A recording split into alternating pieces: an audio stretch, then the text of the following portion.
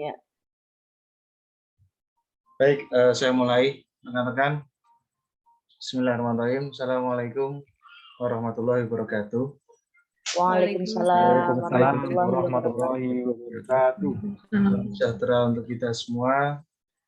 Salam sehat dan sukses untuk kita semua. Baiklah, menyanggupi apa yang sudah diamanahkan oleh Prof. Retno kepada kita untuk memulai diskusi berkaitan dengan kerja kelompok kita masing-masing. Saya langsung mulai saja, teman-teman. Untuk yang pertama, silakan untuk kelompok 1 untuk mempresentasikan untuk hasil kerjanya. Kurang lebih nanti 10 menit saja. Apabila bisa kurang dari 10 menit juga tidak apa-apa. Artinya nanti kita presentasi secara panel terlebih dahulu, semua kelompok presentasi. Setelah itu, apabila rekan-rekan ada pertanyaan, silakan dicatat terlebih dahulu. Kemudian akan kita diskusikan di akhir pertemuan. Baik, silakan untuk kelompok 1. Kelompoknya siapa? Saya persilakan. Terima kasih Pak Yanuar. Bu Bestia. Dari kelompok 1 ada Pak Ahsin, kemudian ada Bu Nina, ada Bu Husnul, dan saya. Minta tolong kepada Pak Ahsin untuk membagikan layar. Oke, siap. Sebentar. Ini saya tidak bisa share, bisa di multiple dulu Pak Zainal. Sudah Pak, bisa dicoba lagi. Oke, sudah.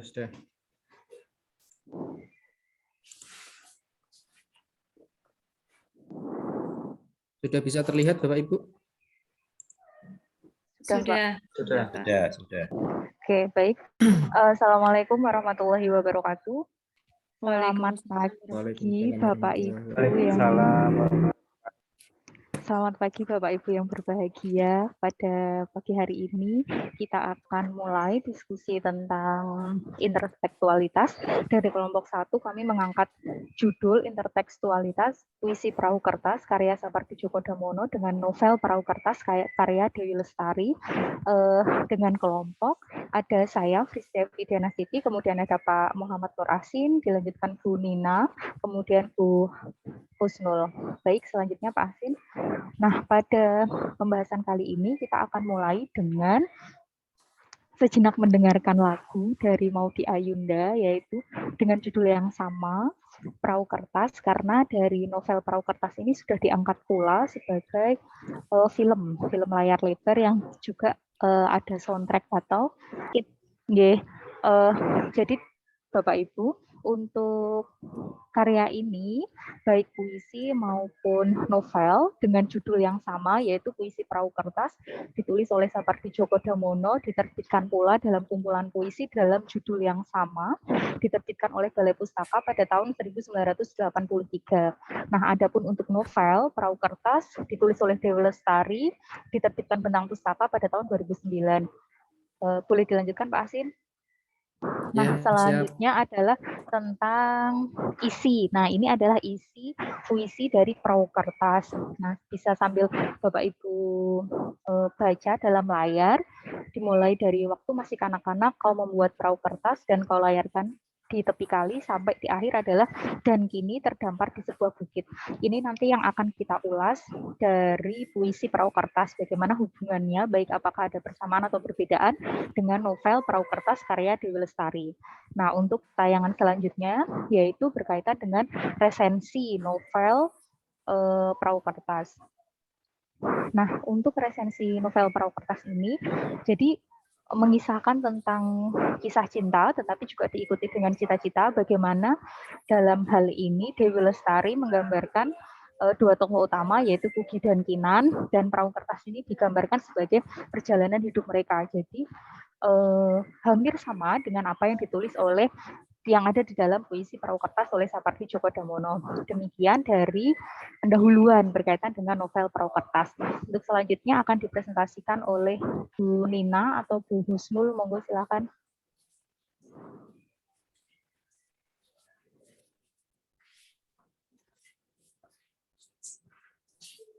Nina, monggo. Mohon maaf, tadi masih unmute. Jadi pembahasan kali ini kita akan mengkaji berkaitan dengan kajian intertekstualitas. Di sini kami akan memberikan perbandingan antara perbedaan juga persamaannya antara kedua teks tersebut. Selanjutnya.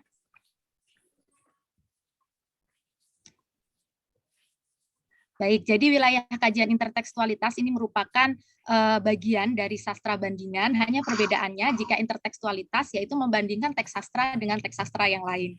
Selanjutnya, dalam hal ini kami fokus pada puisi dan novel dengan judul yang sama. Selanjutnya, Bapak.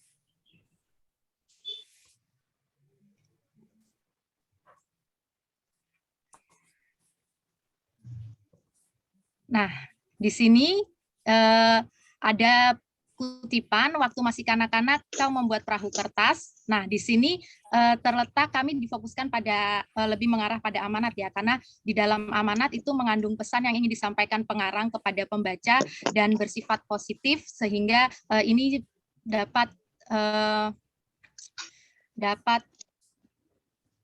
memiliki relevansi dengan dunia pendidikan begitu. Jadi seperti yang kita ketahui bahwa kalau kita ingin membuat perahu kertas itu kita tidak bisa ujuk-ujuk ya, tapi melalui proses kita lipat-lipat sampai menjadi perahu. Nah, ini persamaannya bahwa untuk meraih cita-cita itu tidak instan.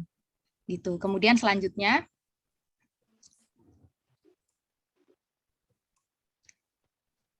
nah, ini kemudian sama-sama tentang perjalanan hidup mewujudkan cita-cita. Jadi setelah perahu kertas itu dibuat, nah kalau dalam puisi kemudian dilayarkan ke tepi kali. Jadi di sini memiliki arti bahwa dalam melakukan perjalanan hidup untuk mewujudkan cita-cita itu harus ada proses yang harus ada tindakan yang bisa kita lakukan gitu.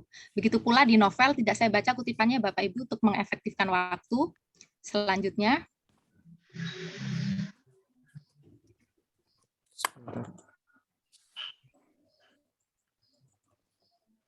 Nah, jadi kalau di novel ini bahwa si tokoh ini dia mengambil jurusan sastra karena dia memang ingin cita-citanya menjadi seorang penulis dongeng. Selanjutnya. Jadi dia mengambil jurusan yang sama dengan cita-citanya. Selanjutnya mana ya? Jadi persamaan maknanya itu sama-sama melanjutkan perjalanan hidup dengan berusaha untuk mewujudkan cita-citanya. Gitu. Jadi kalau dalam puisi berusaha mewujudkan cita-citanya dengan melayarkan perahu itu di tepi kali. Bagaimana dengan yang selanjutnya ya? Halo Lanjut. Pak Asin. Halo. Halo. Pak Asin. Selanjutnya Pak Asin. Oke, terima kasih atas kesempatan yang diberikan oleh Bu Nina. Slide Untuk selanjutnya Pak selanjutnya Asin. ini, oke. Ini terkait, monggo. Slide selanjutnya belum berpindah Pak. Sudah Bu, Belum nih. saya sudah pindah nih. Bentar. Belum juga Pak. Oh, sebentar, sedikit ada kekeliruan mungkin.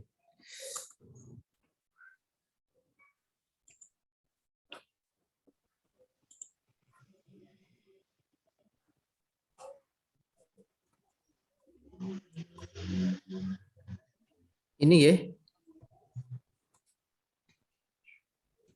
Monggo. Belum terlihat, Pak. Di tempat saya sudah terlihat. Ya, ini masih memulai share screen, Pak. Masih mulai share screen. Masih delay. Apakah sudah terlihat, Bapak Ibu? Masih belum. Belum.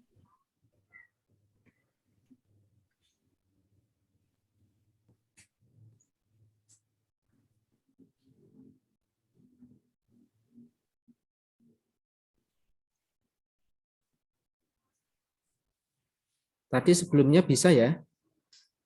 Bisa, Pak. Coba saya mungkin ya, Pak. Iya, coba saya tutup dulu ya. Coba jenengan Bu, monggo.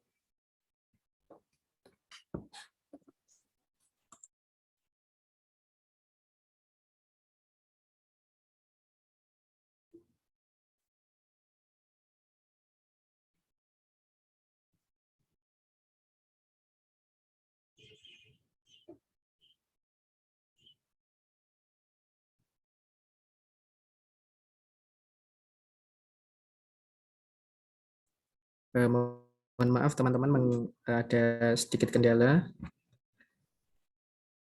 Mohon ditunggu nggih.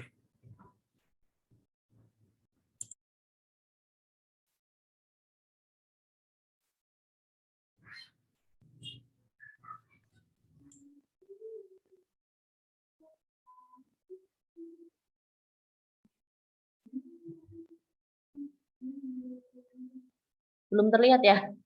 Sudah terlihat? Sudah.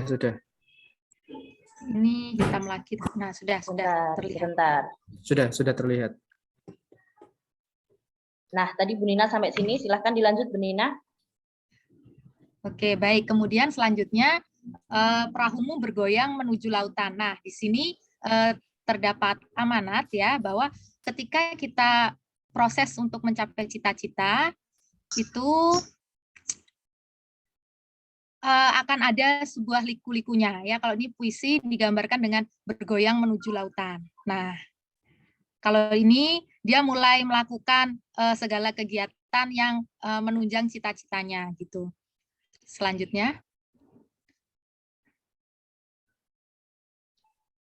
Nah, ini kemudian ia akan singgah di bandar-bandar besar, kata seorang laki tua. Kau sangat gembira, pulang dengan berbagai gambar warna-warni di kepala. Sejak itu kau pun menunggu kalau-kalau ada kabar dari perahu yang tak pernah lepas dari rindumu itu. Nah, kemudian ini juga udah hampir 2 minggu aku kasih majalah yang ada di cerpenku itu. Kok kamu belum komentar gitu ya. Nah, selanjutnya. Oke. Nah, di sini terdapat Bu Kusnul, silakan. Iya. Terima kasih Bu Nina. Selanjutnya kita masih membahas persamaan dari novel dan puisi yang ditulis oleh Sapadi Djoko Damono, yaitu persamaan lain perihal pemberian motivasi pada masing-masing tokoh. Motivasi tersebut terlihat dari puisi Perahu Kertas tentang motivasinya datang dari lelaki tua. Nah, untuk novel sendiri, novel Perahu Kertas, motivasinya datang dari Kenan untuk Kugi. Motivasi dibutuhkan dalam meraih cita-cita, seperti itu. Jadi persamaan ada di dalam motivasi antar keduanya.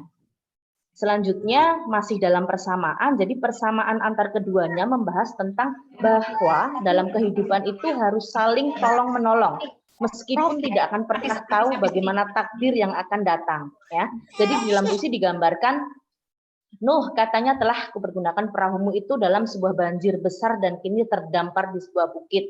Kemudian di bagian novelnya itu terlihat bahwa satu malam pada musim dingin, pertamanya di rumah ini, pemanas rumah mereka rusak. Sampai dengan teks dan Kenan pun ikut berjanji tanpa tahu betapa beratnya memegang janji itu. Jadi persamaannya terlihat di situ bahwa dalam sebuah kehidupan itu harus saling tolong-menolong.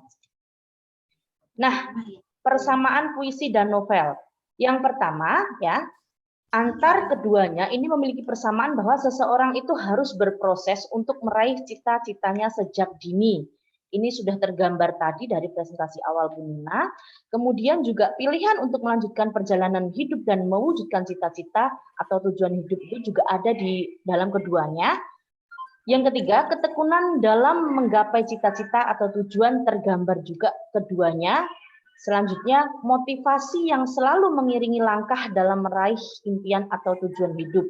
Jadi Bapak Ibu semua, di dalam analisa yang kami lakukan dalam kelompok, ya memang terpusat pada hal-hal yang bersifat amanah, motivasi seperti itu. Jadi untuk persamaan teksnya, ya mungkin ada sedikit perbedaan. Nah, perbedaan ini terakhir saling tolong-menolong itu masih dalam persamaan.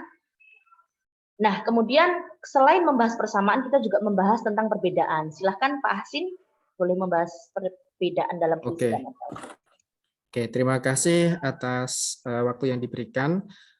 Untuk perbedaan dari naskah ini, tentunya ada beberapa hal yang ingin kami sampaikan. Yang pertama memang untuk teksnya yang satu memang kami pilih itu berkaitan dengan puisi. Yang satunya itu adalah sebuah novel. Di dalam isi tokoh utama dalam puisi itu ada tokoh Nuh, kemudian lelaki tua. Kemudian dalam novel ada tokohnya ada Kuki dan Kinan. Ini adalah dua hal yang berbeda Jadi ada beberapa hal. Kemudian untuk amanah, untuk novel orang tua memaksakan kehendak pada anak. Kemudian untuk puisi tidak ada amanah serupa yang berkaitan dengan itu. Nah, kemudian untuk tadi yang ketiga ya, untuk yang kedua novel tidak menghargai prosesi, kemudian puisi tidak ada amanah serupa. Kemudian untuk latar cerita, untuk puisi desa di tepian kali, sedangkan novel di berbagai kota yang berbeda.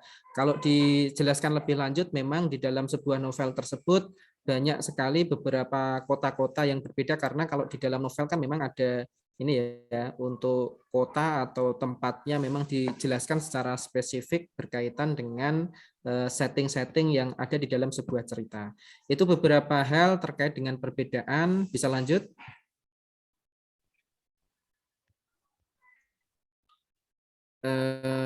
Oke, lanjut. Selesai, Pak. Oh, Simpulan, ini Pak. selesai ya.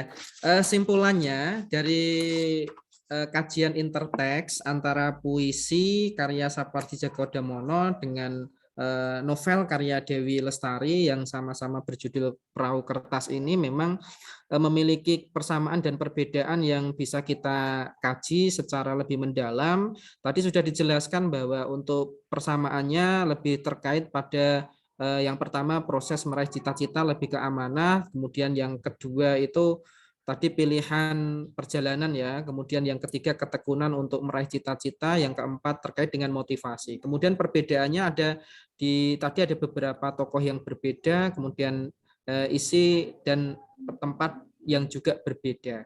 Kemudian hal-hal yang lain saya kira itu yang bisa kami sampaikan. Mungkin dari teman-teman nanti ada yang bertanya bisa ditanyakan kepada kelompok kami. Demikian yang bisa kami sampaikan. Mohon maaf apabila ada hal yang kurang berkenan. Dari kami kelompok 1 mengucapkan terima kasih. Kami akhiri. Wassalamualaikum warahmatullahi wabarakatuh. Waalaikumsalam warahmatullahi wabarakatuh. Assalamualaikum warahmatullahi wabarakatuh. Saya kembalikan ke Mas Januar. Baik, terima kasih untuk kelompok 1. Langsung saja kita menuju ke kelompok yang kedua. Monggo untuk kelompok yang kedua diwakili oleh siapa? Terima kasih Pak Januar. Nanti akan disampaikan Pak Eko, tapi saya antarkan dulu. Terima kasih. Assalamualaikum warahmatullahi wabarakatuh. Selamat pagi teman-teman, salam sejahtera untuk kita semua. Silakan Pak Eko untuk share screen. Kami berempat, saya, Pak Eko, Bu Nurnaningsih, dan Bu Ermawati sudah berdiskusi terkait dengan dua judul puisi berjudul dua puisi berjudul doa yang kami diskusikan. Semoga nanti akan dipaparkan semuanya oleh Pak Eko supaya lebih singkat. Monggo dipersilakan untuk menyampaikan Pak Eko.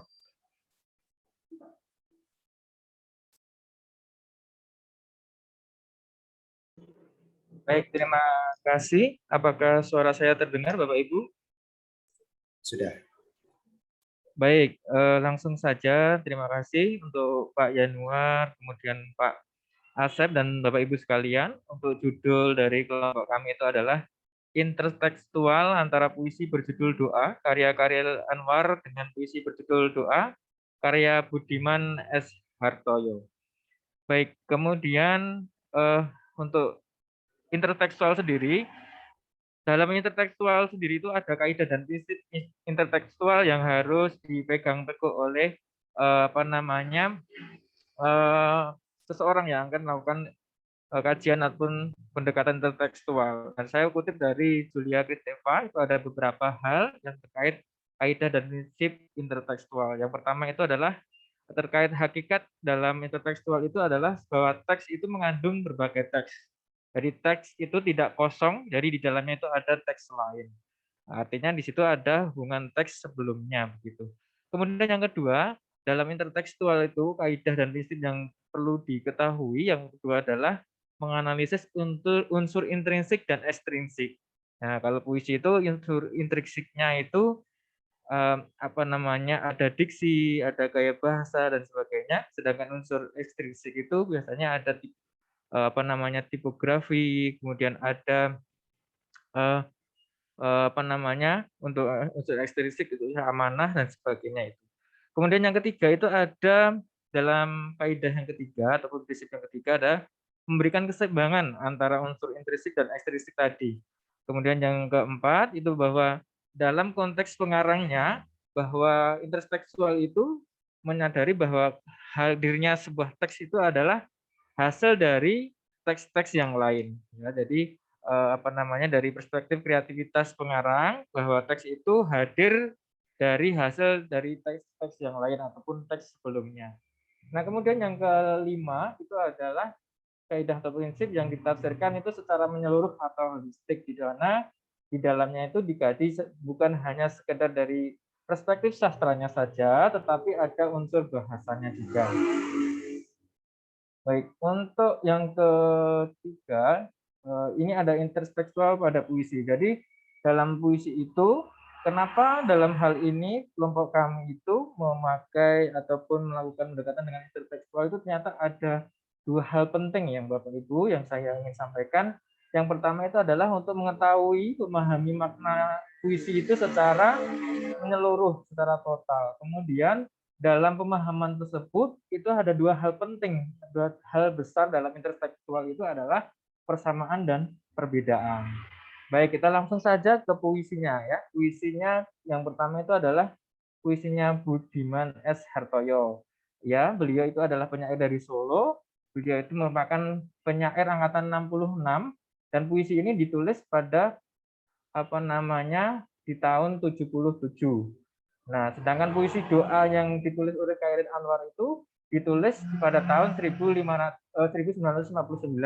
Artinya puisi Khairin Anwar itu lebih dulu hadir dibandingkan puisi dari Budiman ini. Ini untuk puisinya, teman-teman nanti bisa melihat.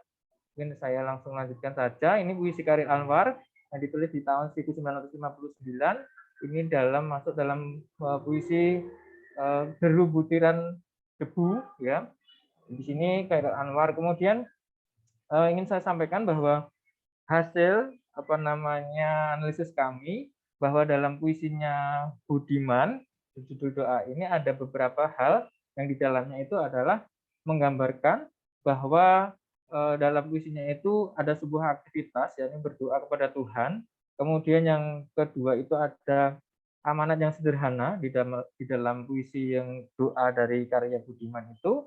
Kemudian yang ketiga itu ada bahwa ia yang dalam ataupun aku yang dalam puisi doanya Budiman ini merasakan bahwa dirinya itu mempunyai dosa begitu. Kemudian yang keempat itu adalah ada adegan ya di dalam puisinya itu ada adegan manusia yang bersimpuh menghadap kepada Tuhannya. Nah, kemudian yang terakhir itu ada tokoh yang dimasukkan dalam puisinya doa Budiman ini adalah akunya ini sebagai manusia dan kau dalam puisinya doa dari Budiman ini sebagai Tuhan. Kemudian untuk puisi doa sendiri dalam puisinya Khairin Anwar itu ada beberapa hal yang kami temukan. Yang pertama adalah digambarkan si aku dalam puisinya Khairin Anwar ini merasa bingung ya, si aku itu kebingungan. Kemudian yang selanjutnya itu adalah kalau di doa puisinya Khairin Anwar ini settingnya di malam hari.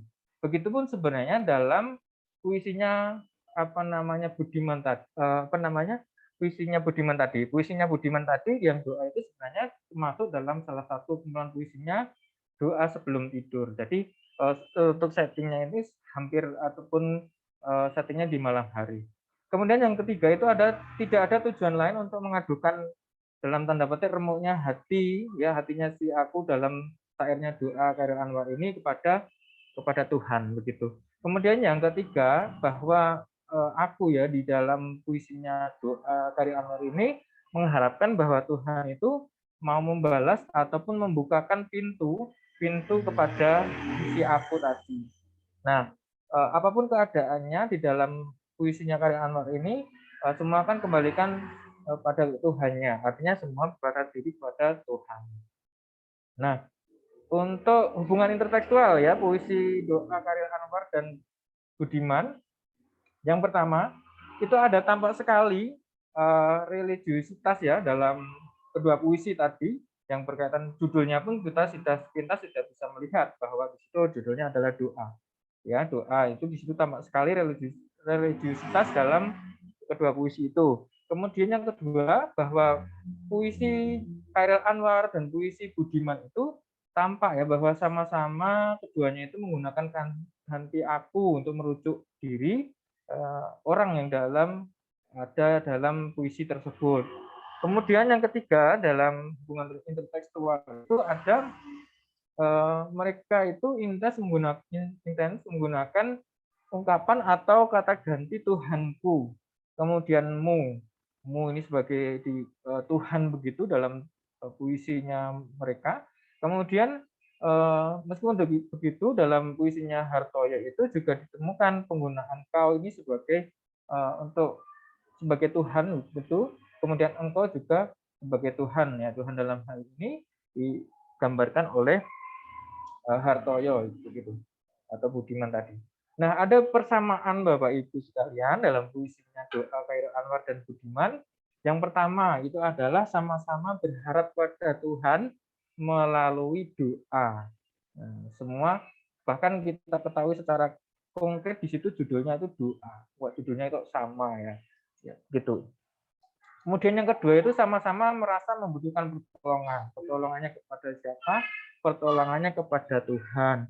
Nah, yang ketiga itu adalah sama-sama mengharapkan terkabulnya doa. Nah, yang kemudian ada ini persamaan tadi. Ternyata selain ada persamaan itu ada perbedaan, Bapak Ibu. Yang kedua itu puisi Chairil Anwar itu cenderung hanya menyampaikan perasaannya kepada Tuhan. Ya, perasaannya dia mengadukan dirinya bahwa remuk, ya, hatinya ambiar begitu, hatinya ambiar kalau digambarkan saat ini.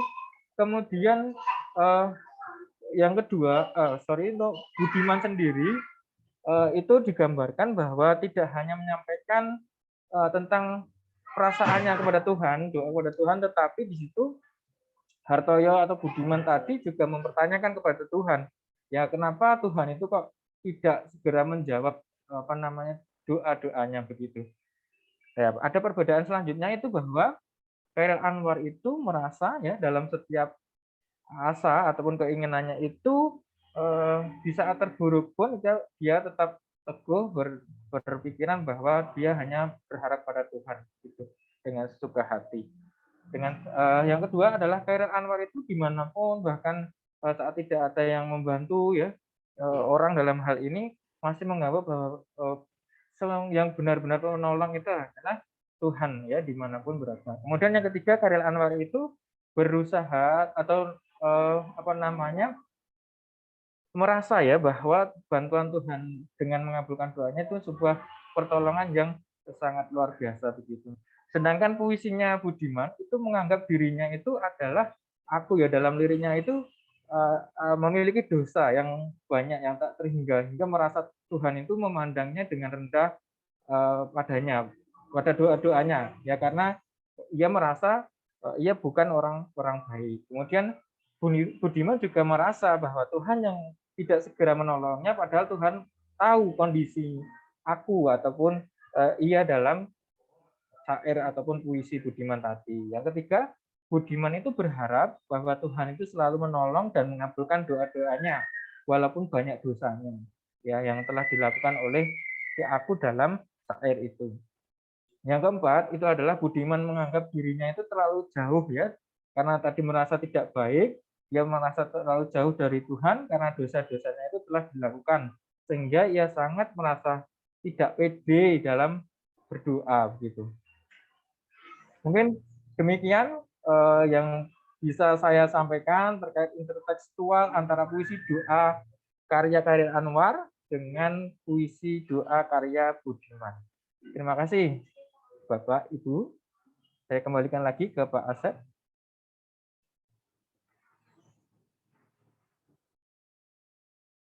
Silakan langsung ke Pak Yanuar. Baik, terima kasih untuk kelompok 2 atas presentasinya. Langsung kita lanjut untuk sesi paralel ini ke kelompok yang ketiga. Silakan untuk kelompok ketiga. Diwakili oleh siapa? terima kasih Pak Yanuar untuk waktunya. Ya, kami sebelumnya Assalamualaikum warahmatullahi wabarakatuh. Selamat siang.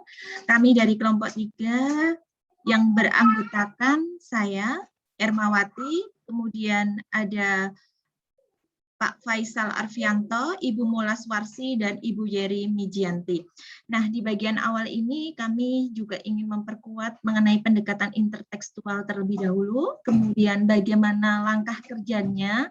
Nah, dilanjutkan dengan sebelum kami menganalisis, kami mengkaji beberapa kajian relevan mengenai pendekatan intertekstual. Nah, untuk yang selanjutnya nanti akan kami bahas mengenai kajian intertekstual pada novel Sabda Palon, Kisah Nusantara yang Disembunyikan dengan kumpulan puisi Jalan Lain ke Majapahit.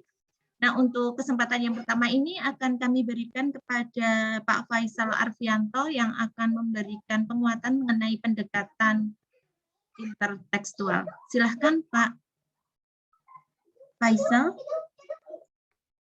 Terima kasih Bu Erma.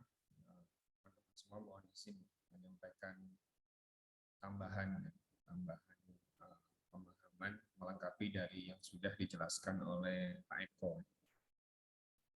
Jadi intertekstual suaranya kecil sekali ya. Suaranya kecil. Halo.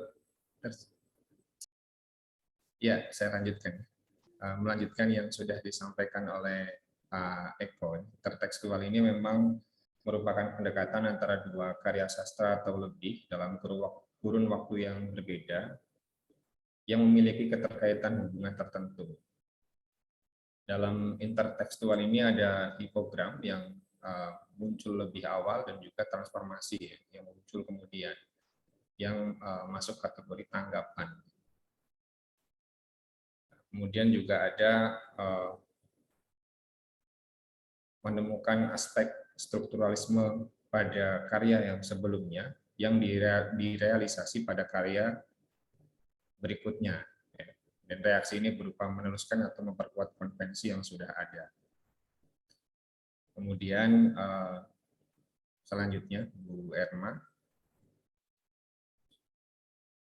dalam intertekstual ini juga ada hubungan baik itu persamaan, pertentangan, parodi, negasi baik berupa ide, gagasan, peristiwa, plot, penokohan, gaya, dan lain sebagainya.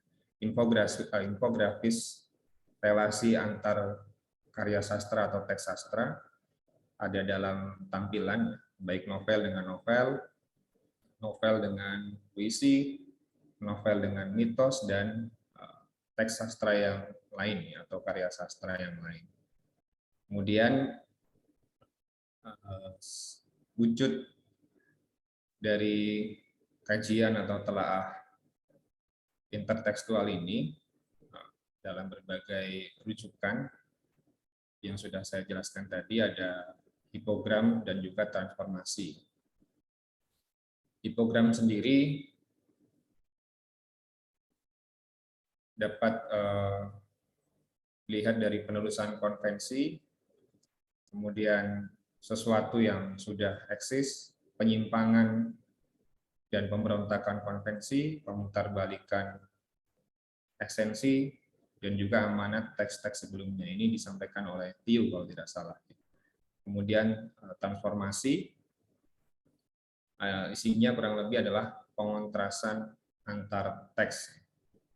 Ini memang berangkat dari pemahaman bahwa dalam pandangan intertekstualitas, teks sastra itu tidak berdiri sendiri atau tidak berdiri mandiri, tapi mungkin saja mengandung unsur komutasi atau pemindahan dari berbagai teks yang lain.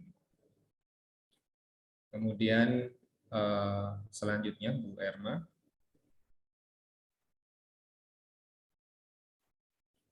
unsur-unsur hipogram yang dijelaskan oleh Nurgiantoro, ada unsur ambilan dari sebuah teks yang mungkin saja dapat berupa kata, sintagma, model, bentuk, gagasan, ataupun sifat kontradiksi, serta berbagai unsur-unsur interistik yang lain. Ini dalam bukunya Burhanuddin Wiantoro.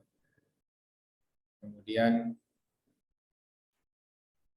intertekstual itu juga tidak hanya sekedar menyusun identifikasi kehadiran satu teks dalam teks yang lain, tapi juga mengandung pengertian yang lebih dalam, dan kehadiran teks satu teks terhadap teks yang lain juga membuat akan lebih bermakna dan dapat ditampilkan dalam sebuah pewarnaan sebuah teks. Selanjutnya Bu Erma. Jadi pewarnaan sebuah teks dapat dilakukan dengan cara mengubah bagian-bagian tertentu, kemudian juga menambah bagian-bagian tertentu atau bahkan menentang ketika melakukan telaah intertekstual terhadap sebuah karya sastra, baik ditelisik dari hipogramnya maupun transformasinya. Selanjutnya saya kembalikan ke Bu Erma untuk dijelaskan oleh teman yang lain. Iya, terima kasih. Untuk selanjutnya mengenai langkah kerja dan kajian relevan dapat diteruskan oleh Ibu Molas. Apakah Ibu Molas berada di forum ini? Atau bisa saya lanjutkan terlebih dahulu. Untuk langkah kerja pada pendekatan intertekstual, itu kami mengkaji dari beberapa pendapat. Yang terakhir itu sejalan dengan pendapat Endra Suara yang mengungkapkan pada dasarnya baik studi interteks maupun sastra bandingan akan mencari dua hal, yakni affinity atau pertalian atau kesamaan dan atau paralelisme serta varian suatu teks satu dengan teks yang lainnya. Yang kedua adanya pengaruh karya sastra satu kepada karya yang lain atau pengaruh sastra bidang lainnya dan ataupun sebaliknya. Nah, berdasarkan beberapa pendapat tersebut, kami simpulkan bahwa langkah kerja intertekstual pada dasarnya menemukan bagian-bagian tertentu yang terdapat dalam sebuah karya sastra sebelumnya dan karya sastra setelahnya untuk memperoleh makna yang lebih lengkap dan padu. Nah, kajian intertekstual tidak berusaha menjustifikasi salah satu karya sebagai hasil plagiat, tidak, tetapi ingin mengetahui sejauh mana kreativitas pengarang dalam menciptakan sebuah karya sastra. Nah, ini ada beberapa kajian relevan mengenai intertekstual, intertekstualitas Sangidu 2004 dan perbandingan cerita Jakatarub, masyarakat Jawa dan Gunung Kensor Ayus dari Kabupaten Pasir, Kalimantan Timur. Itu kami peroleh simpulan bahwa objek dari karya sastra tersebut itu dua atau lebih karya sastra, kemudian kehadirannya, keduanya saling bermakna, hipogramnya, hipogram adalah melatar belakangi karya sastra baru itu timbul karena ada karya sastra yang sejenis sebelumnya. Kemudian karya baru itu tadi disampaikan, sudah saya sampaikan dari karya sastra sebelumnya. Kemudian ada yang menganggap bahwa penelitian interteks itu sama dengan resepsi sastra. Untuk analisisnya, resepsi, kemudian semiotik dan strukturalisme. Ada metodenya heuristik dan retroaktif, dan penyamaannya itu hampir sama dengan teori dari Kristeva dan Rifatir. Gitu. Nah, ini hanya sepintas kajian relevan dari kami. Untuk selanjutnya, kami menganalisis kajian intertekstual pada novel Sabdo Palon, Kisah Nusantara yang Disembunyikan, dengan kumpulan puisi Jalan Lain ke Majapahit. Selanjutnya akan diteruskan oleh Ibu Yeri. Monggo, Bu Yeri. Baik, terima kasih Bu Erma. Yang pertama, novel Sabdo Palon ini diterbitkan tahun 2016, kemudian tahun 2019 Dadang Arimurtono mengubah dalam kumpulan puisi yang memiliki hubungan ada pada bagian Pupu 4 Suan Liong, karena dalam novel ini dia menceritakan banyak sekali kisah yang berhubungan dengan kerajaan di Nusantara. Jadi yang Pupuh 4 Swan Leong ini membahas tentang kerajaan Majapahit. Pada Murtono, dia juga menuliskan khususnya pada puisi yang berjudul Saga Damar Wulan. Ada beberapa episode di sana menceritakan tentang kerajaan Majapahit juga. Silakan dilanjut, Bu Irma.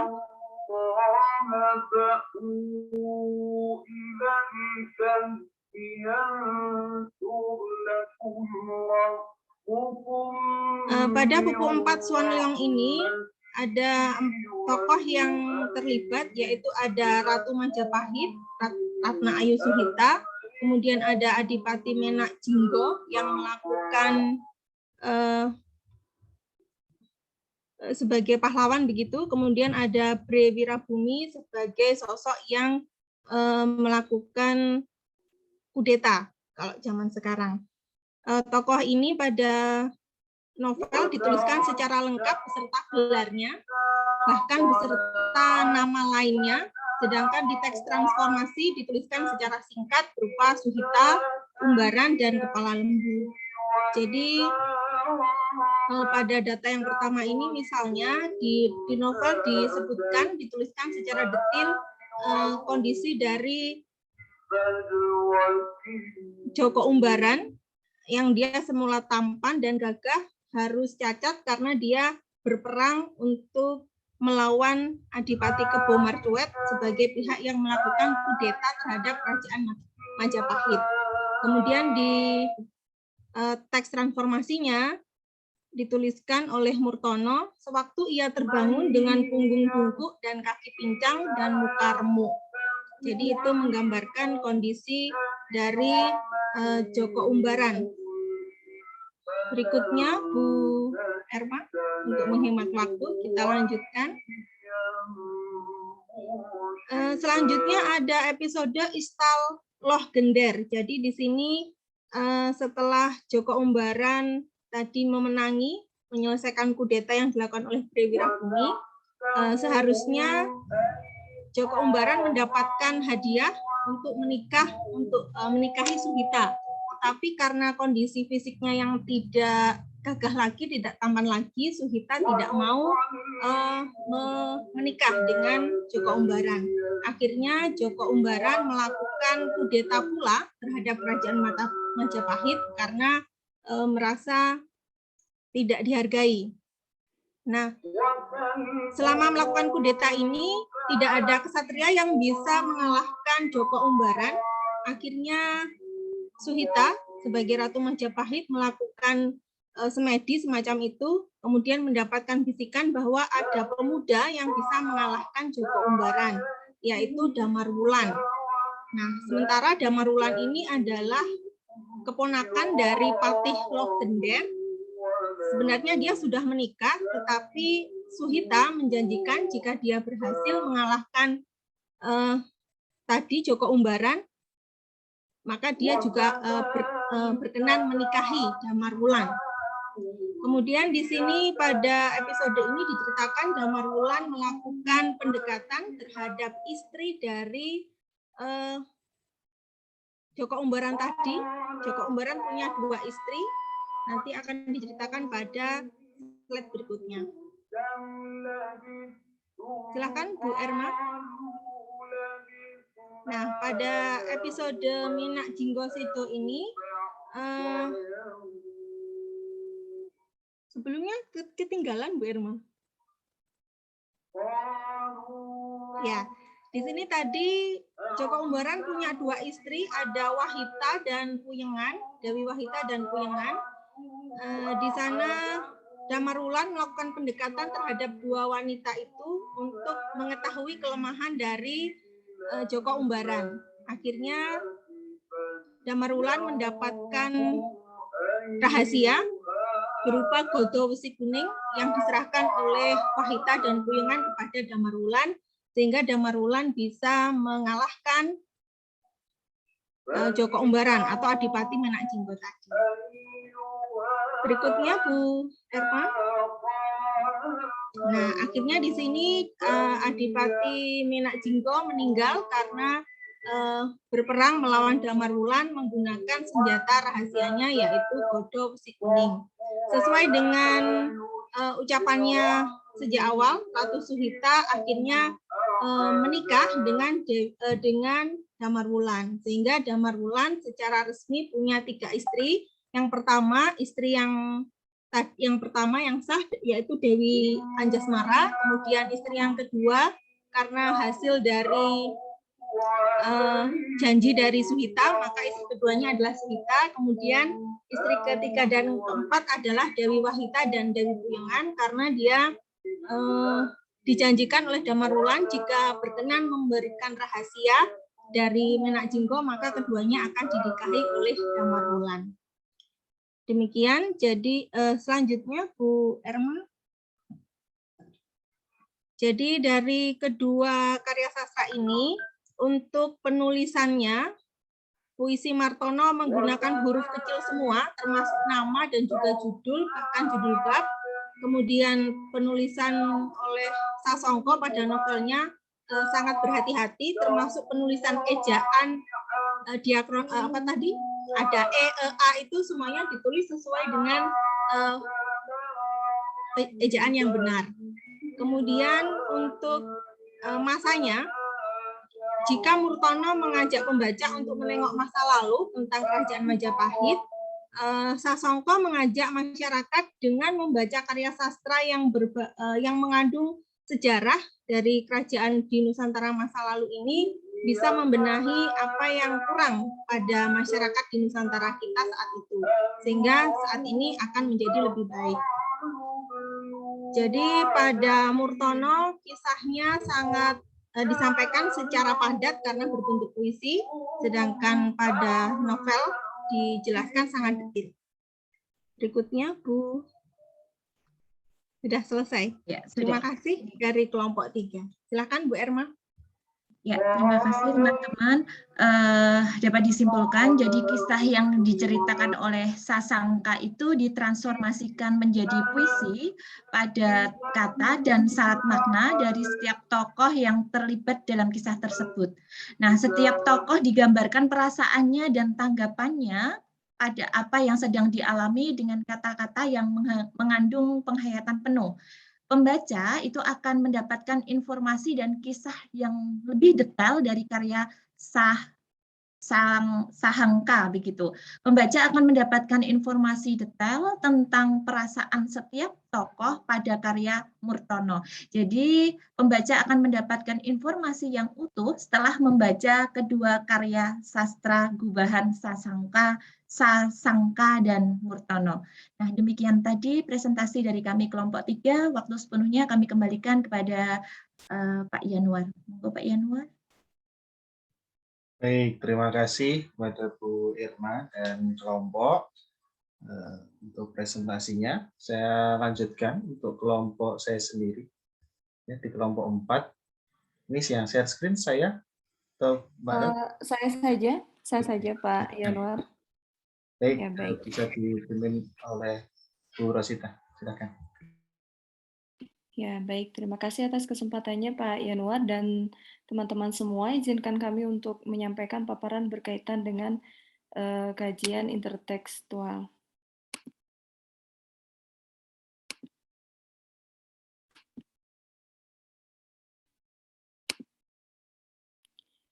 Ya, barangkali apakah sudah tampak? Sudah. Sudah Mbak Rosita. Ya. Baiklah, pada kesempatan kali ini kami dari kelompok 4, ada Pak Yanuar, ada saya, Rosita, ada Bu Desi dan Bu Vina akan menyampaikan berkaitan dengan materi dan implementasi bagaimana kajian intertekstual sastra, terutama yang kami pilih adalah intertekstual antara cerita rakyat dan cerpen Malin Kundang. Ya, baik, untuk materi hari ini akan dibagi menjadi 4 bagian, yaitu berkaitan dengan pendekatan sastra dan sejarah intertekstual, kemudian ihwal kajian intertekstual, referensi dan asumsi kajian intertekstual, dan contoh kajian intertekstual dalam sastra. Yang pertama akan disampaikan oleh Ibu Desi Carolina Saragi, silakan Bu Desi barangkali. Terima kasih Bu Rosita. Pendekatan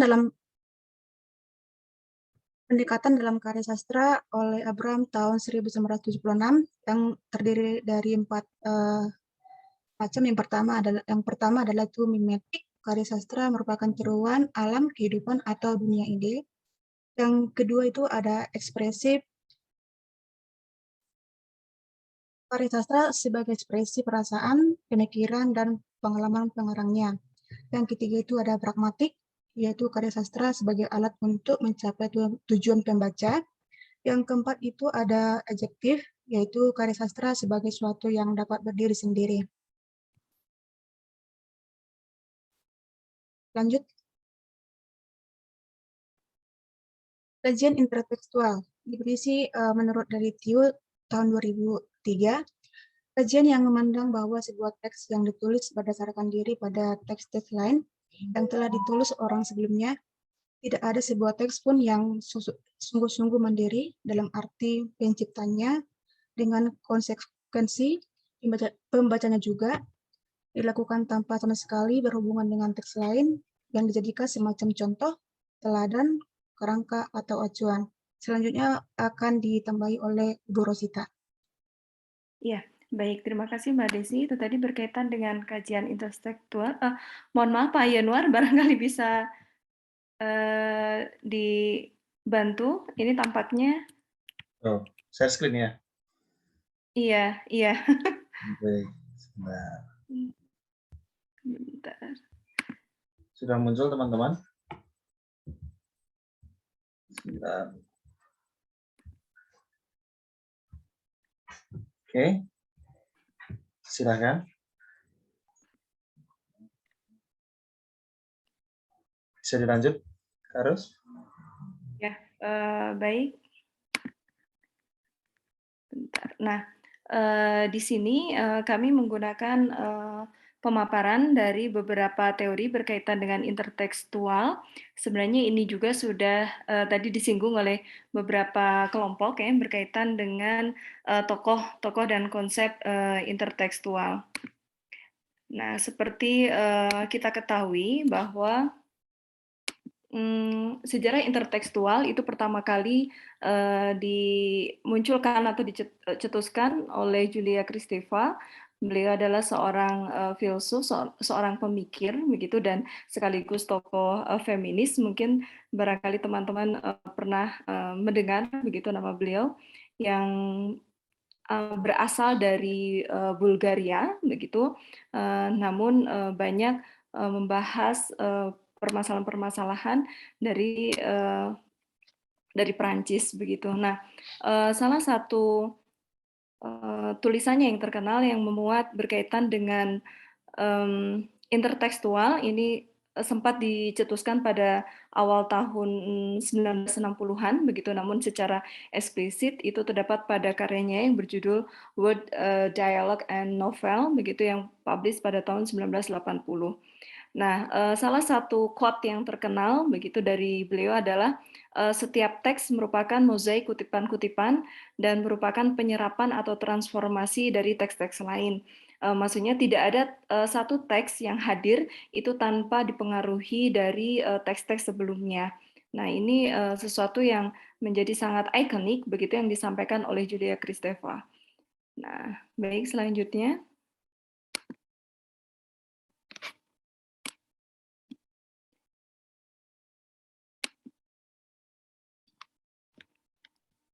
Nah, di sini, mohon maaf ini saya tidak bisa melihat layar. Ya, ada teori lain yang kami kutip, begitu. Sebentar, ini saya tidak bisa melihat layar Pak Yanuar ya. Oke. Ya. Ya, dari Jeanette, begitu, Julia Jeanette, dalam ras yang memasukkan intertekstualitas itu sebagai bagian dari teori transtekstualitasnya. Maksudnya apa? Bahwa dalam intertekstual itu ada kehadiran teks lain di dalam sebuah teks melalui kutipan begitu. Jadi mungkin kita pernah menemukan begitu sebuah kutipan yang terdapat pada teks lain begitu, dan kutipan itu berasal dari karya yang lain. Nah, ini juga bisa masuk ke dalam kategori intertekstual begitu. Selanjutnya,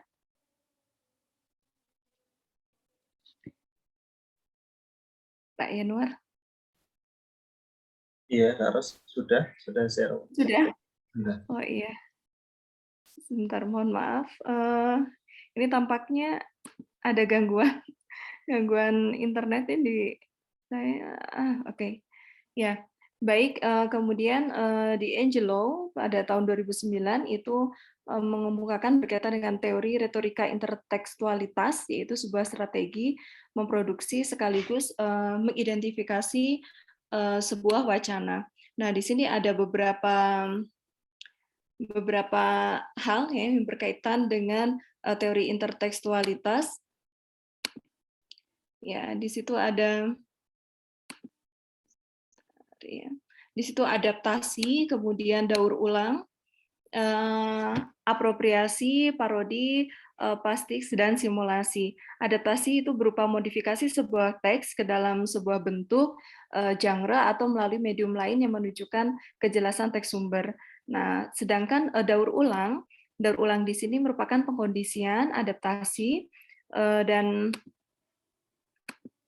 dan atau kontekstualisasi ulang atau suatu karya yang mengingatkan pada karya sebelumnya begitu. Sedangkan apropriasi ini berkaitan dengan pengambilan, penyalinan, peniruan atau penggunaan teks sumber tanpa ada keterangan keterkaitan dengan teks sumber dalam tindak intertekstualitas tersebut begitu. Selanjutnya ada parodi. Parodi itu berkaitan dengan segala macam ide yang terkait dengan usaha imitasi untuk membuat semacam cerita yang konyol, mungkin yang mengolok-olok begitu, atau kritis, atau inversi ironis begitu dari teks sebelumnya. Nah, kemudian ini nanti contoh parodi nanti bisa kita lihat pada implementasi kajian intertekstual pada cerpen ini.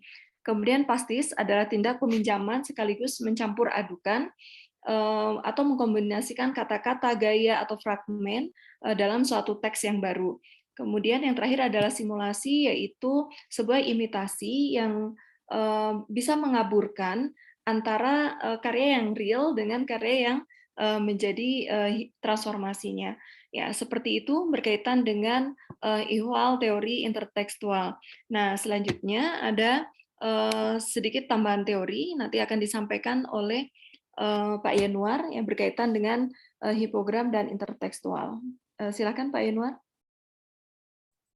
Baik, terima kasih pada Mbak Rosita telah memberikan kesempatan kepada saya. Oke teman-teman, saya melanjutkan berkaitan dengan apa yang sudah Mbak Rosita sampaikan. Mohon maaf ini. Oke. Sebentar ya. Rekan-rekan, Mbak Irma minta tolong untuk screenshot terlebih dahulu yang ada Prof. Iya, Pak. Barangkali saya stop share dulu ya.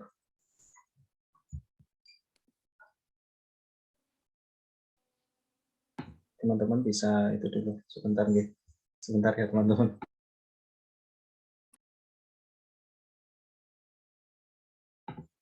Sampun, Pak Irma. Sudah ya. Saya lanjutkan.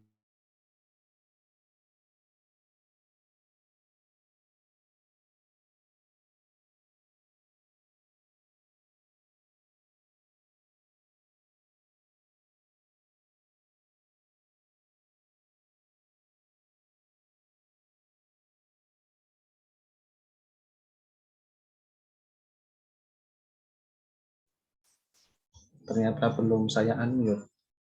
Oke, saya melanjutkan dari apa yang sudah dipaparkan oleh Mbak Rosita. Saya di dalam intertekstual, menurut Jacob Mayer itu ada obligatory intertextuality, ada optional intertextuality, dan ada accidental intertextuality. Nanti untuk keterangannya barangkali nanti kita bisa diskusikan bersama.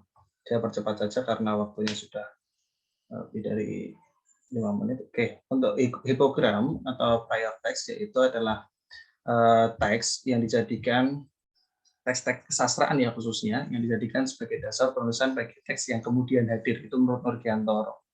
Kemudian menurut Rivader bahwasanya hipogram merupakan unsur cerita yang terdapat dalam suatu teks sastra pendahulu. Artinya mungkin bisa kita maknai bahwa ada satu unsur-unsur terdahulu yang dibawa pada unsur teks cerita terkini, yang kemudian tampak pada sastra teks yang dipengaruhinya. Di sini tertulis seperti itu. Sehingga ada pengaruh dari sastra terdahulu, kemudian pada sastra yang muncul kemudian. Oke, ada referensi intertekstual. Ya. Ada referensi intertekstual menurut Mason pada tahun 2019 menyampaikan bahwa referensi intertekstual sebagai pembangun dunia. Bagaimana bisa sebuah intertekstual membangun sebuah dunia? Ini tentu menjadi sebuah pertanyaan bagi kita semua. Tetapi yang dimaksud di sini referensi intertekstual sebagai pembangun dunia adalah karya sastra yang lahir kemudian itu menguatkan karya sastra terdahulu. Artinya ada satu hal yang mungkin menjadi kelemahan karya sastra terdahulu itu dikuatkan pada karya sastra yang muncul kemudian. Nah, ini makna dari referensi intertekstual sebagai pembangun dunia. Nah, itu baik dari segi objeknya ataupun karakter tokohnya. Kemudian referensi intertekstual sebagai sinekdok. Kita maknai sinekdok ini adalah sebuah dua hal yang saling bertautan begitu ya. Maksudnya adalah karya sastra yang lahir kemudian itu bisa menunjukkan hubungan bagian ya, dari keseluruhan karya sebelumnya atau keseluruhan dari sebagiannya. Jadi sinekdok ini artinya ada keterkaitan ya, kebertautan antara sastra yang muncul saat ini dengan sastra yang sebelumnya. Kemudian referensi intertekstual sebagai identifikasi kesamaan atau perbedaan. Artinya teman-teman, karya sastra yang lahir kemudian dapat diidentifikasi apa persamaannya dengan sastra-sastra terdahulu dengan sastra-sastra yang saat ini muncul begitu. Karena sastra ini nanti perbandingannya tidak hanya sesama sastra tertulis atau sastra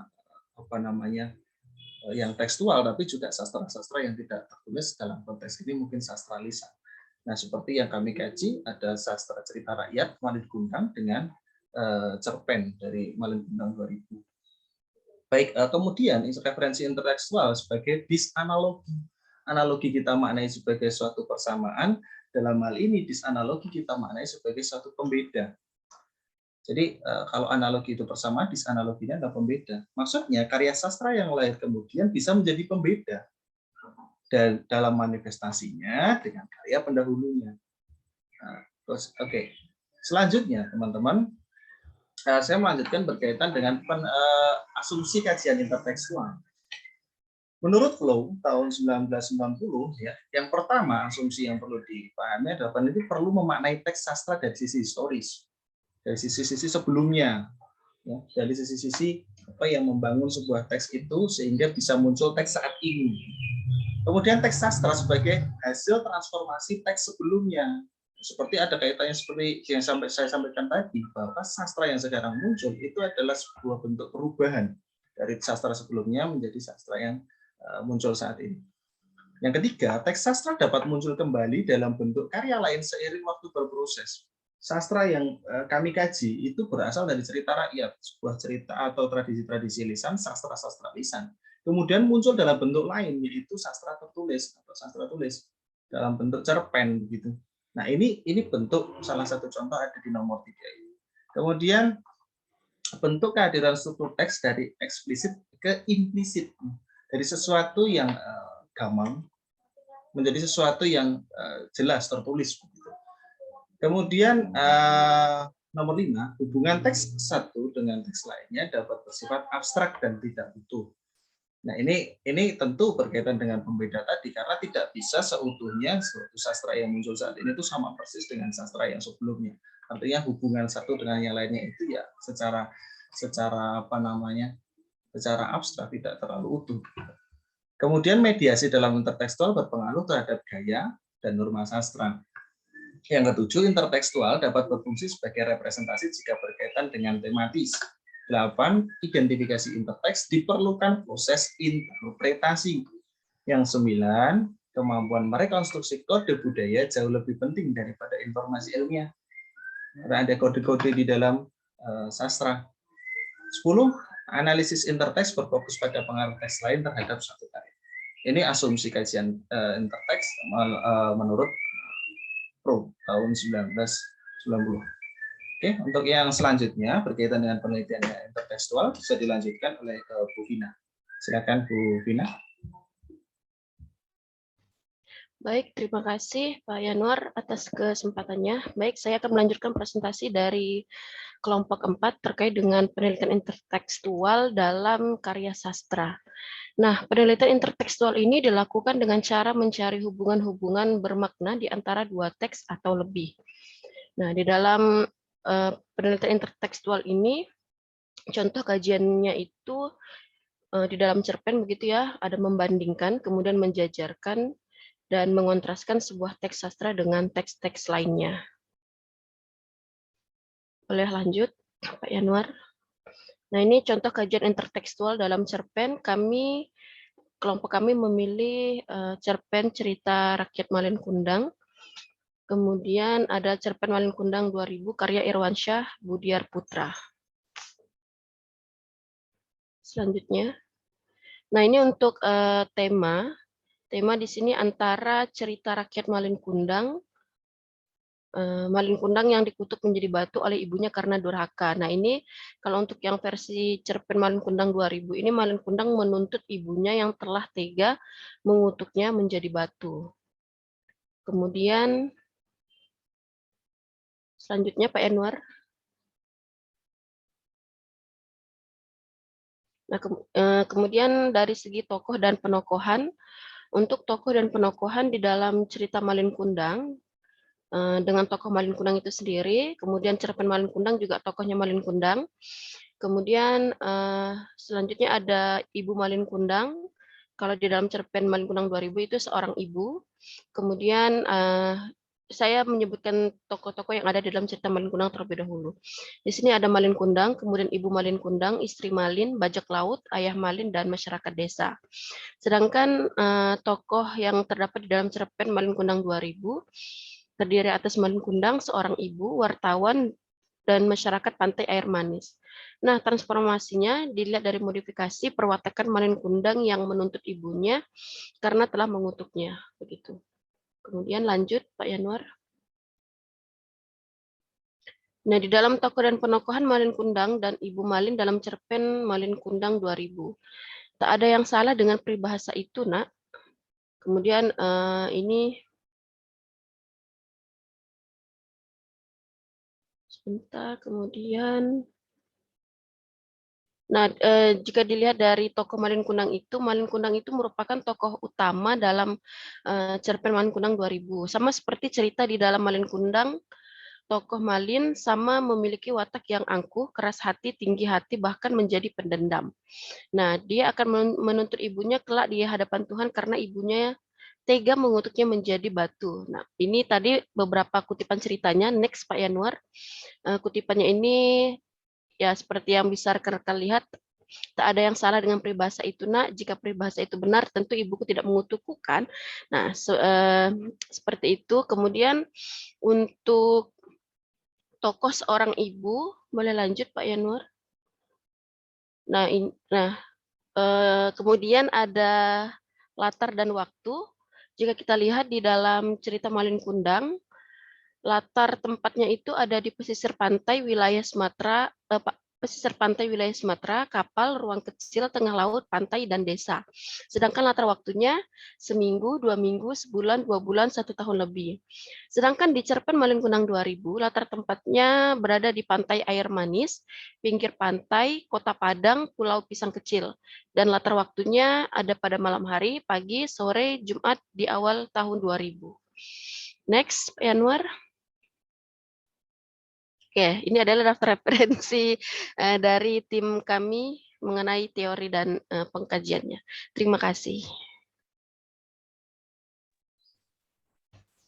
Baik, terima kasih pada Bu Vina.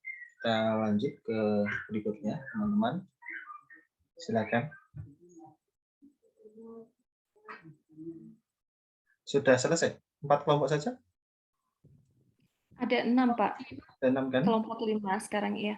Silakan kelompok 5.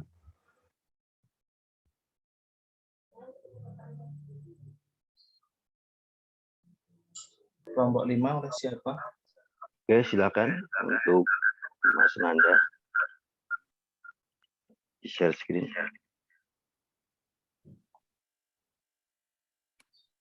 Oke, Assalamualaikum warahmatullahi wabarakatuh.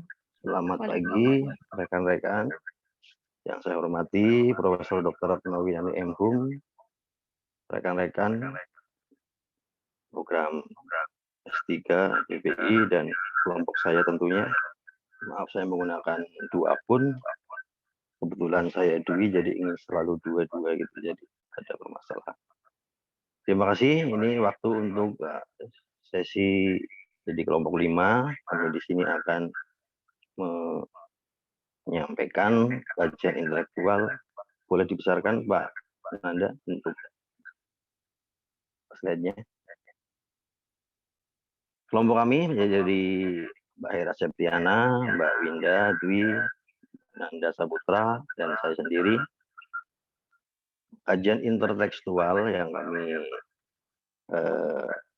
teliti yaitu kajian intelektual dari novel 5 cm karya Doni Dirgantoro dan Sang Pemimpi.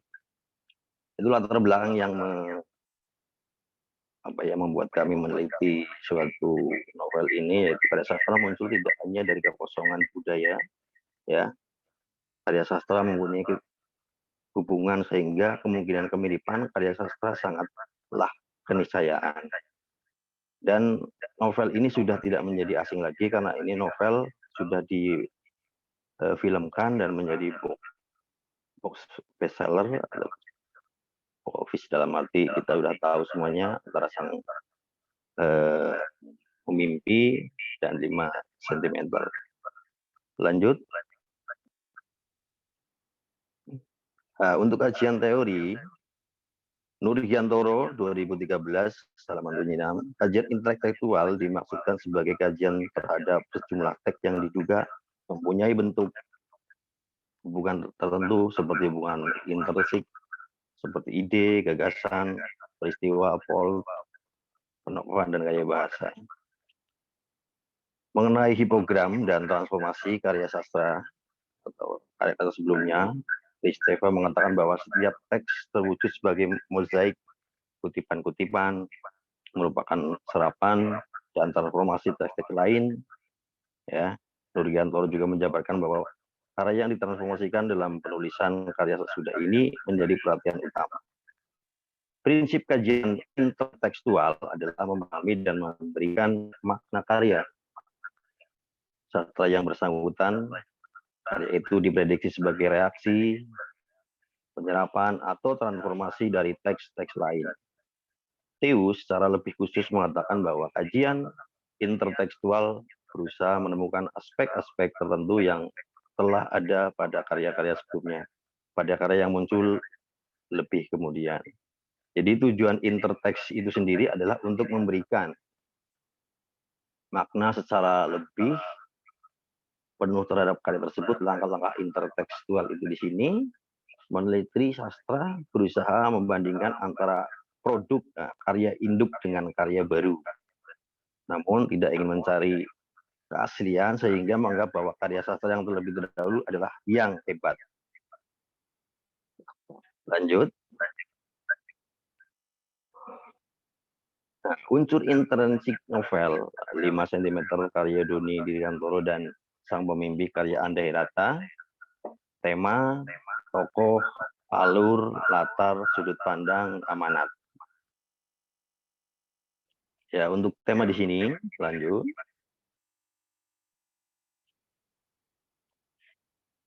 Nah, tema, ada persamaan dan perbedaan dalam kedua novel ini persamaan, yaitu dua-duanya menggapai suatu cita-cita, dan perbedaannya menggapai mimpi untuk sampai ke Gunung Mameru. Sang pemimpi masuk SMA kepilihan sendiri. Jadi persamaannya itu sama-sama menggapai cita-cita, perbedaannya hanya konteks tempatnya saja. Oke, lanjut.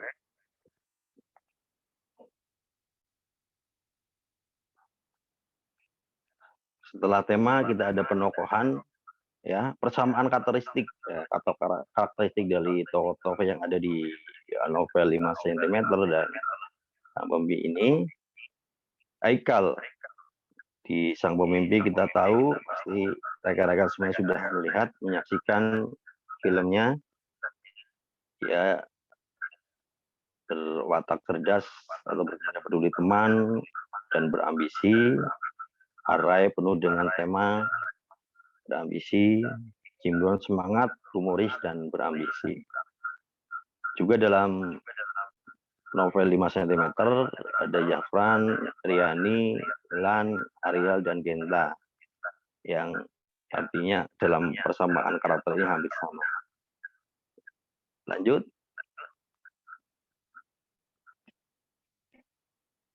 Nah, untuk perbedaan karakter,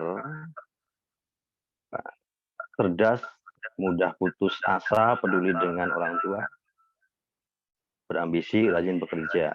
Sedangkan di novel 5 cm, cerdaslah berpuisi apa yang ada di identitasnya. Peduli dengan teman baik, Cimron semangat rajin bekerja, berambisi, Pak Balita memotivasi cerdas, ya, Ariel peduli teman, peduli dengan saudara. Ini kami kontekskan menjadi perbedaan karakter dari tokoh yang ada di novel-novel tersebut. Lanjut.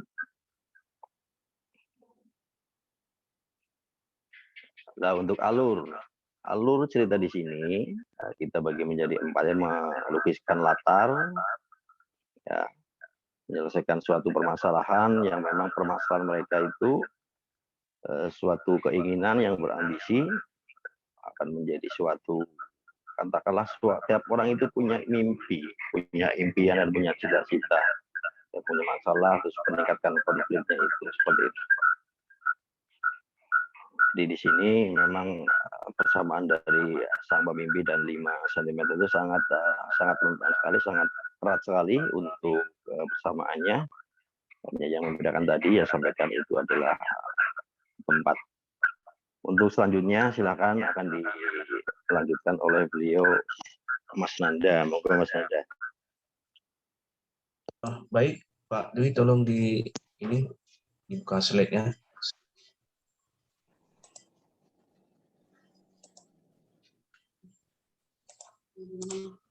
Ya, Pak Dwi bisa buka slide ya, siap. Baik, terima kasih pada Pak Dwi dan teman-teman semuanya. Saya melanjutkan ke latar ya.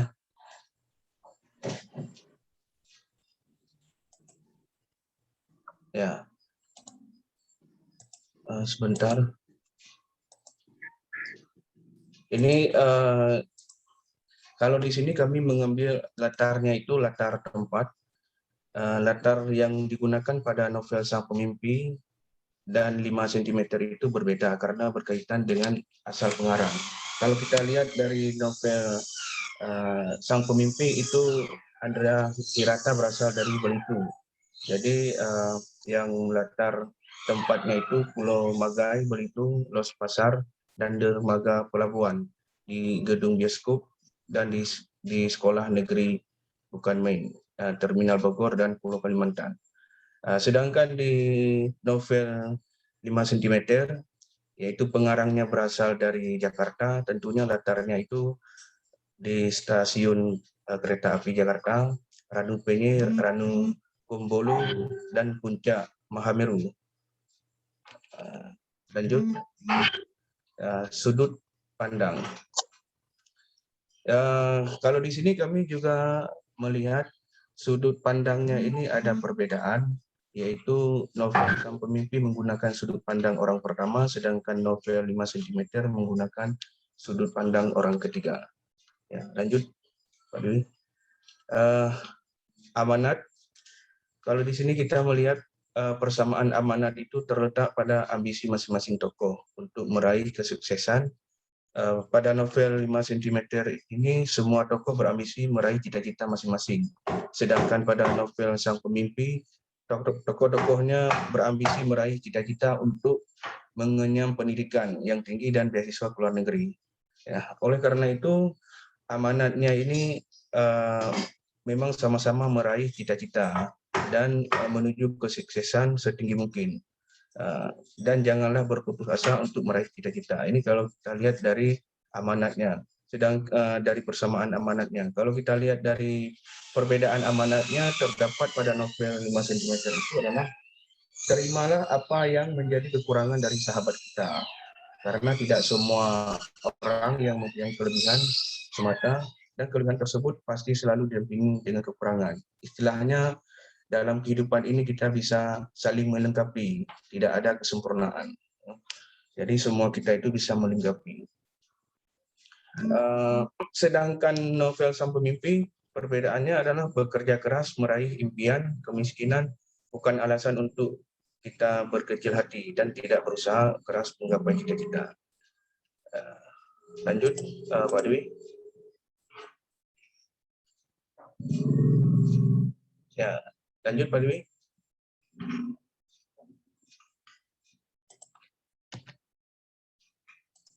Berarti yang ini akhirnya kesimpulan ya. Ya, kesimpulan dari hasil penelitian kami ini dapat kita simpulkan bahwa terdapat kesamaan latar belakang kemiripan secara unsur intrinsik, yaitu novel 5 cm karya Doni Dirgantoro dan Sang Pemimpi karya Andrea Hirata. Yang kedua, novel ini menjadi bestseller dan menjadi novel yang difilmkan karena kedua novel ini juga menceritakan tentang kesungguhan sekelompok orang dalam mencapai suatu cita-cita. Yang ketiga, struktur yang terjalin dalam novel 5 cm karya Doni Dirgantoro dan Sang Pemimpi karya Andrea Hirata, yaitu aspek-aspeknya saling berkaitan dan menguatkan satu dengan yang lainnya, secara padu membangun peristiwa dan makna cita-cita dalam novel. Bentuk intertekstualnya 5 cm karya Doni Dirgantoro dan Sang Pemimpi karya Andrea Hirata.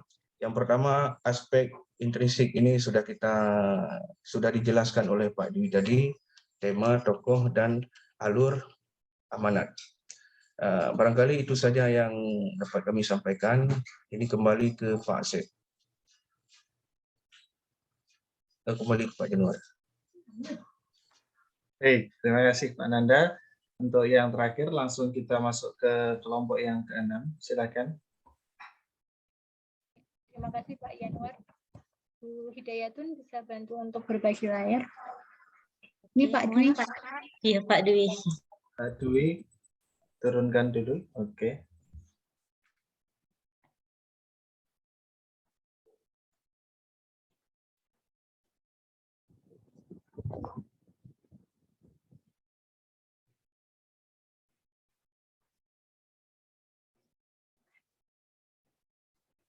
Dari slide pertama, Ibu.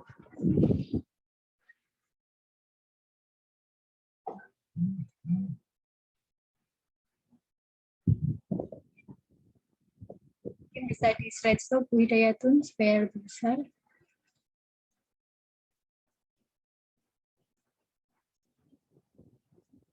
Baik, terima kasih Bu Hidayatun, terima kasih Pak Yanuar yang telah memberikan kesempatan kepada kelompok 6 yang terdiri atas saya, Desri Faida, ada Bu Hidayatun, dan Pak Rian. Kesempatan kali ini kami akan menyampaikan hasil diskusi kelompok terkait kajian intertekstual novel Pudarnya Pesona Cleopatra karya Habibur Rahman El Shirazi dengan novel Wedding Agreement karya Miacus. Untuk ini akan disampaikan oleh Pak Rian. Pada Pak Rian, dipersilakan.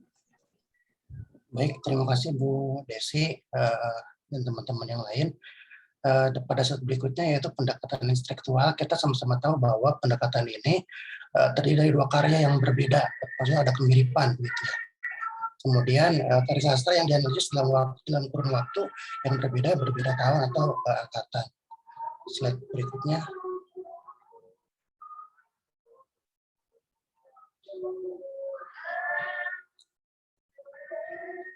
Nah, di kajian intertekstual ini ada teks program dan teks transformasi. Teks program yang kami kaji, yang pertama Pudarnya Pesona Cleopatra atau PPC, kemudian kalau yang transformasi itu Wedding Agreement atau WA. Lanjut. Nah, kami mencoba menganalisis dari segi unsur intrinsik, kemudian dari segi bentuk ini nanti ada ekspresi, kemudian konvensi, ada modifikasi. Ini menurut Sajono dalam Pudenta tahun 1992. Lanjut.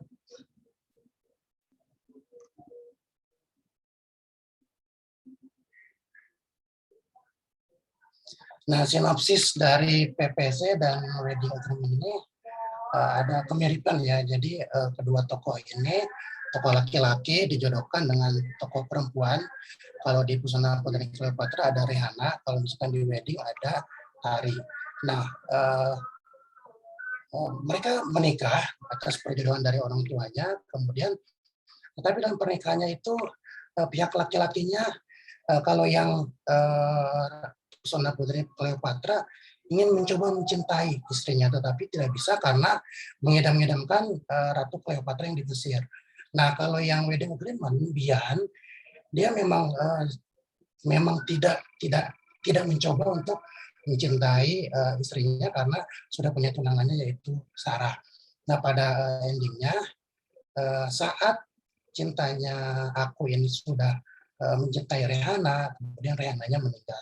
Kalau Wedding Agreement ini endingnya bagus ya, dalam arti saling mencintai, jadi endingnya seperti itu.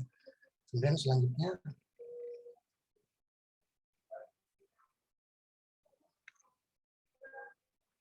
nah, ini analisis unsur intrinsik. Yang pertama, silakan lanjut.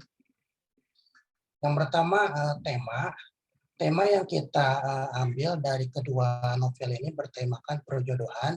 Kita lihat di PPC halaman 1, beliau memasuki untuk menikah dengan gadis itu.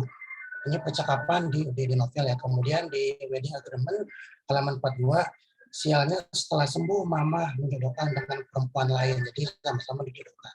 Lanjut. Kemudian tokoh utamanya yaitu ada aku dan Rehana di Pesona Putri Cleopatra. Kalau di Wedding Agreement ada Bian Caktan dan Tari Apsari. Nah, penokohannya ini kalau misalkan si perempuan ini sama-sama berprinsip, kemudian soleha, apalagi si Rehana itu Hafizo, kemudian teguh pada pendiriannya karena ingin menikah hanya sekali gitu ya. Tapi di tokoh penokohan laki-laki ini ada sedikit perbedaannya ketika menikah si aku ingin mencoba mencintai tapi tidak bisa. Tapi kalau misalkan si Bian memang berusaha untuk tidak mencintai istrinya. Lanjut. Nah, di alur pengenalan orientasi ini sama seperti tema ya, sama-sama dijodohkan dengan gadis pilihan orang tuanya dari. Kemudian lanjut alur dari konflik.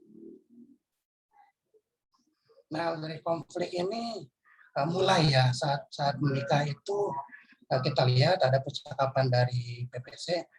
Apa mungkin karena aku telah begitu hanyut dengan citra gadis-gadis Mesir, jadi memang mengidam-idamkan yang namanya Cleopatra. Sedangkan yang Bian, aku mencintai Sarah, tunanganku sangat mencintainya. Jadi memang konfliknya seperti itu. Lanjut, Bu Hidayatun, penyelesaiannya. Nah, penyelesaiannya ini ketika aku mulai mencintai Rehananya meninggal ya.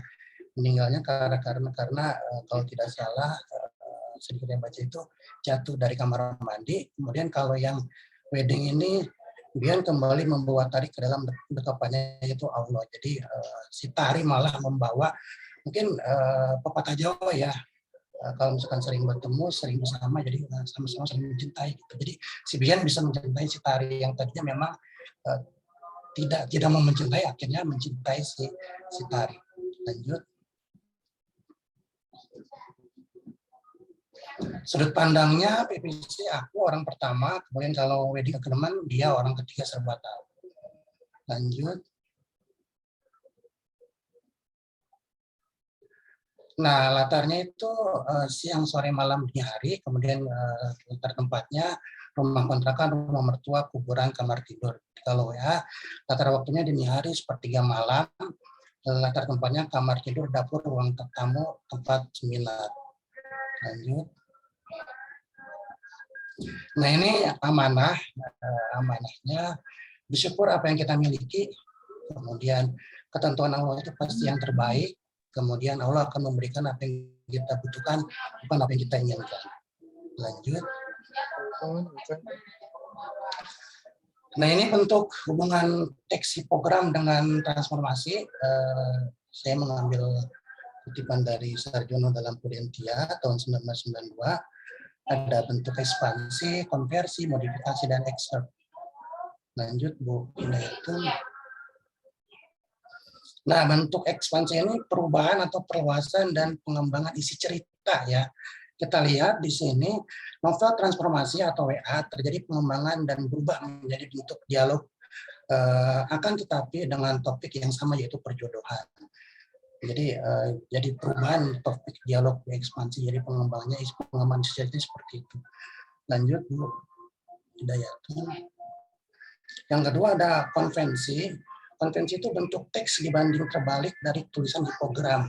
Jadi berbanding terbalik.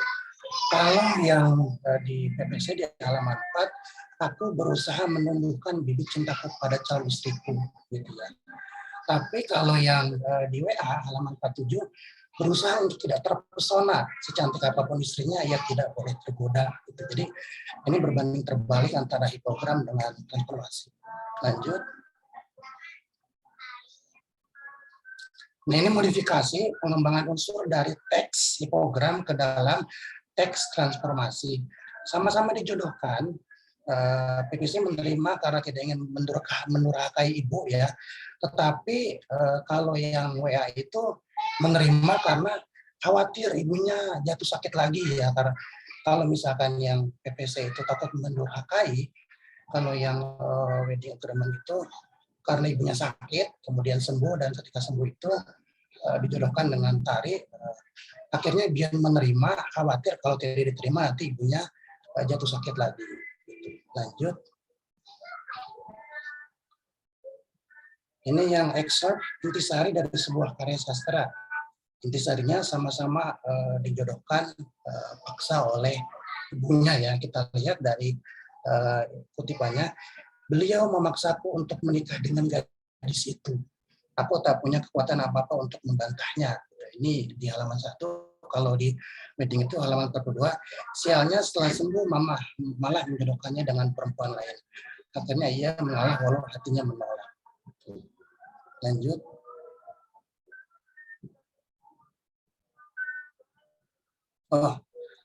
Baik, terima kasih. Mungkin akan disimpulkan oleh Bu Desi. Silakan, Bu Desi. Terima kasih Pak Rian. Saya akan menyimpulkan apa yang tadi sudah dipaparkan oleh Pak Rian untuk persamaan antara Pudarnya Pesona Cleopatra dengan Wedding Agreement itu pada tema, alur, dan amanat itu sama, sedangkan untuk perbedaannya itu terdapat pada tokoh penokohan dan latar. Untuk wujud transformasi antara novel Pudarnya Pesona Cleopatra dengan Wedding Agreement itu adanya pengembangan dari bentuk narasi ke dialog yang lebih kompleks pada teks transformasinya, yaitu pada teks wedding. Kemudian ada juga perbandingan terbalik. Perbandingan terbalik ini terjadi pada unsur tokoh dan alur. Untuk pengembangan unsur alur cerita itu dideskripsikan melalui penggambaran kondisi atau keadaan ibu dari tokoh utama. Sekian yang dapat kami sampaikan dari kelompok 6. Terima kasih. Saya kembalikan ke Pak Yanwar.